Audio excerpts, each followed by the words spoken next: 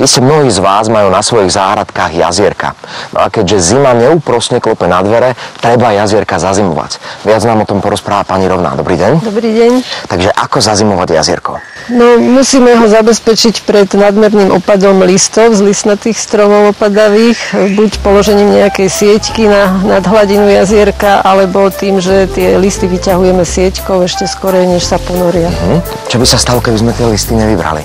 Tak v takých mladších jazierkách, čo je tak do veku zhruba 3, 5, 6 rokov, záleží od podmienok. Tieto potom spôsobujú na jar silné bujnenie vláknitých a jednobunkových rias. A tie môžu znečistiť naše jazierko? No tak riasy jazierko čistia, ale ľuďom sa nepáčia. Takže je to esteticky nevhodné. Áno. Dobre, čo s rybičkami?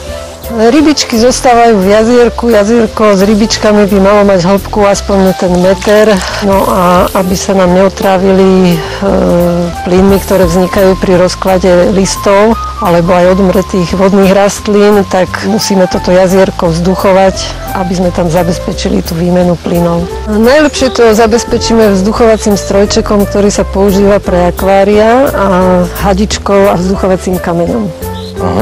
Ak máme lekná v jazierku, čo s nimi? Lekná zostávajú v jazierku, tam, kde boli celý rok, tam je im najlepšie. Treba nejak špeciálne sledovať teplotu v jazierku?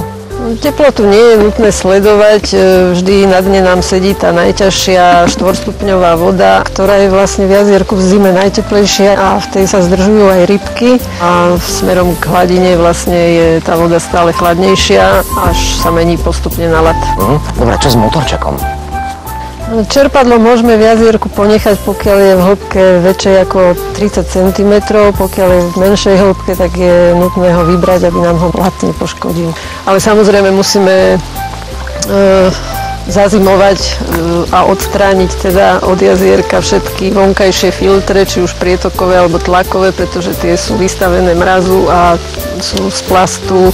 Je tam často aj UV lampa sklenená, takže toto by nám mraz potrhal, takže to určite dáme do nejakého suchého bezmrazného priestoru na zimu. Treba nejako špeciálne upraviť okolie jazierka?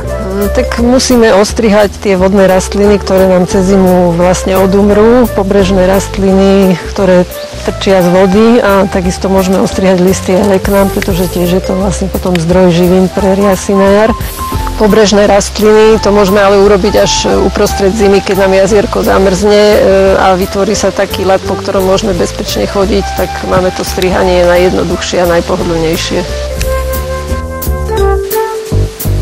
No a na záver, nezabudnite, že rúbanie ľadu a korčulovanie ryby strašne stresuje.